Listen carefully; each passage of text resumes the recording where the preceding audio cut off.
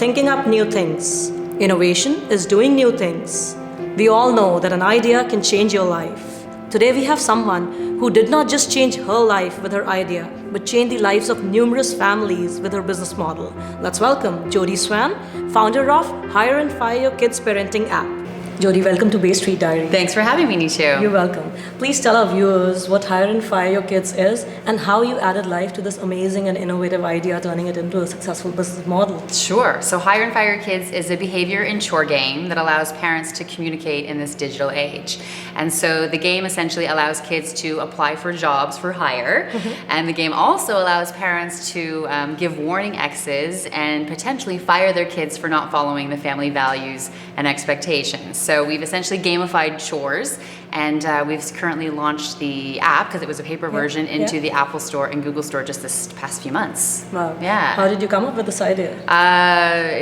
Experience. So we are a blended family. We have 5 kids between us, and when I found myself at home versus working, I was in retail before, lots of nights and weekends, and being at home with your kids, you see everything, and they honestly were driving me mad by month 2 after having this newborn baby. And I just sort of changed my state of mind to say, you know, why wasn't I looking at the home as though it was my job for the year? And in the job that I had, my role was to motivate and inspire a team to deliver results, and the home was the same way. I wanted to motivate and inspire these kids to step it up and contribute to the home, follow our family values and expectations. So I literally had a family meeting. My husband and I went through together with the kids, you know, what we expected of them, and they were able to add their input, and then we went through the jobs that we were prepared to reward them for that him and I were doing, and Hire and Fire Your Kids was born. Wow. Yeah. So you turned your problems to an opportunity. Yes. I must say you're a true entrepreneur. Yeah, thank you. So daily household chores turn into motivational tasks for kids and families. Yes. It sounds like a dream for any mom who's working or at home. Yeah. But we are very keen to know, what is the success rate of your business and how much time does it take on an average to achieve goals for any mom or a family? Yeah, well, the business, I would say, is quite successful. So we started beta testing. So I had done it in my home, and different people had tried it because they'd seen the changes in our family. And so we actually tested it as a paper version in our home. I guess it was spring of 2018. And the results were consistent across the board. Regardless if you had boys, girls, the genders, the number of children you had, it was impactful. And within a week, you would start to see an impact in your home. The kids were engaged, they were motivated, having fun. And their stress from moms specifically had come down, and they just felt like they had more control of the home because everybody was playing a part of this team. Yeah, that's wonderful. So your business model excited 4 dragons in the den. That's wonderful. However, 2 dragons raised a concern that this could weaken the bond between kids and family. What's your take on it? Yeah, that was scary. They were the first 2. So yeah, it was Jim and Arlene, and I was like, oh my gosh, what am I doing here? I wanted to crawl into a hole, but no, I stand by it. And again, you know, this day and age, I think the statistics are something like 53% of kids the age of 11 have phones already, and some are as young as 6. And you'll see it if you leave the school. You can see kids in grade 5 even, and the first thing they do is they're on their phones. And so in this day and age, this digital age, I just saw it as an opportunity for parents to be able to communicate, because kids these days, whether we like it or not, prefer to be on their phones. And Hire and Fire sort of becomes a buffer between parent and child, because you're not the one doing the nagging, you're not the one doing the reminding, it's us. And the app is designed for the kids to be taking the initiative to apply for these jobs. You're not telling them to wash dishes, you're not telling them to put the garbage out. That's them looking at this rolling job board and applying to it.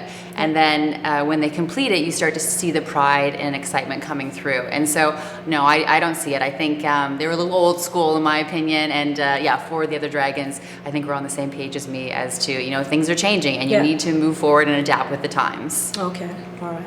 Since you managed to raise growth capital for your company recently, how and in what areas do you plan to deploy these funds? What are your company's goals for 2020? Yeah, so the deal I took with the Dragons actually never came to fruition, so I don't have the $100,000 in my bank account. That would be nice. Okay. But most of the money that we took in developing Hire and Fire Your Kids into an app version was from our own personal finances. And so we spent the money on the development of the app, the execution of the app, the maintenance of the app, as well as sort of all the other things that go along with it, which, you know, the website, the social media, trademarks, our lawyer fees. Like I could go on and on. Yeah. So for 2020, the plan is to sort of go back. We've got great momentum so far, and to sort of capitalize on that, going through grassroots style and doing podcasts with yourself, radio, advertising, and to actually get out there and start pitching, because I have never done a pitch aside from Dragon's Den. That's it so far. Yeah, that's great.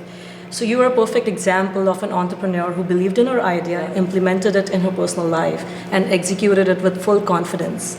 What, as per you, is that one thing that most entrepreneurs miss out on in the initial stages of their business, which could lead to major challenges at the later stage? Yeah, I think for me, if I was to go back sort of with the knowledge that I know now, would be to get help. I, had this idea and I did it in my home, but I was afraid. I honestly was afraid, and I kept it to myself, and I did all of this by myself, and it was my sister that was sort of helping and my husband helping. But as soon as I opened myself up to a network of the community, essentially, and I think it was 9 months later after I started that I finally went out and started to network and tell people about this idea. Oh my gosh, my world just opened up. And I can't imagine if I had started 9 months before telling people, here's my idea, here's what I think, getting different input, what works, what doesn't work. I think I could have scaled probably a lot quicker or met the right people. And so if you're out there and you have an idea, I know, start sharing it, start speaking to people, start going to networking events, different workshops, because I think that definitely can have an impact on where I am today if I had started earlier. Yeah, for sure. All right. Yeah. The right things will happen at right Yes. time. Yeah. It's okay. What, as per you, is the biggest challenge for a new business operating in the Canadian geography today? Well, for me, what I've had some challenges with is with the app itself. When it comes time to payday, right? It's all based around sort of work experience. The family, once they hit the pay on payday, have to literally run to the bank machine to get the kids' allowance or do an e-transfer, where we've been trying to work with Canada to get these prepaid debit cards to link to our API. So when it comes time to payday, the family would hit click, and you would get loaded with your $12.50, and you can then keep it, give it, or save it. And with Canada, financial literacy is huge, and so to be able to have this app that's up and coming and partner with some financial institution to be able to make that happen would be incredible. But Canada has different regulations than the rest of the world in regards to the KYC, your customer. Even if I go back to our trademark, we trademarked in Canada and the US. The US was like done. Canada, we're still waiting on the registered trademark. So be aware of the regulations in Canada, because they can hold you back from certain things. So Jody, you have been involved in successfully building a great business model where most businesses struggle at the initial execution stage. You have also managed to raise initial growth capital for your business. Your contribution in the field of entrepreneurship is inspirational. Thank you. What message do you have for the young and upcoming entrepreneurs of Canada? Yeah, I think I would say keep learning, ever learning. I sort of equate this entrepreneurial journey as a university education, because I've just learned so much, whether it's through the people that I've met or the books that I've read. So keep learning, get out there, meet people, network, because honestly, it is who you know. Like, you can meet the right person, and that can be the one that takes you to the next level. And then lastly, I'll leave is just to rejuvenate. I've been go, and it has taken a bit of a toll on my health and on my personal life, because that's all I want to do is live and breathe hire and fire. And so I'm taking my own advice and literally leaving on an airplane tomorrow to take a week's vacation. So hopefully when I come back, I can be recharged and take on 2020 and take hire and fire to the next level and help more families. Sounds great. Yeah. Well, Jody, thank you for being on Bay Street Diary and sharing your expertise and knowledge with our viewers. We would just like to present this certificate to you for your innovative idea. No, thank you. No, I really appreciate your time. Thanks for coming out today. So friends, that was Jody Swain from Hire and Fire Your Kids. I'll catch you very soon with yet another dashing entrepreneur from Canada.